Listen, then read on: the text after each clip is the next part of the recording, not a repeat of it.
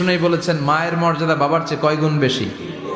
আবার আল্লাহ বলেছেন হামালাতু উম্মুহু, বাবা তোমারে পেটে ধরে নাই, পেটে ধরেছে কে? ওয়াহানান আলা ওয়াহান, ব্যথা কষ্ট জ্বালা পেইন বাবা সহ্য করে নাই, করেছে কে?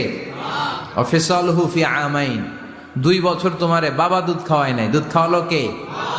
মায়ের এক ধারে দুধের দাম কাটিয়া গায়ের চাম, পাপস বানাইলেও ঋণের শোধ হবে না, এমন দরদি ভাবে কেউ হবে না আমার মাগো,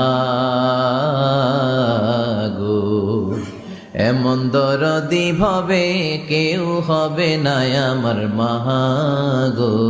ঠিক কিনা?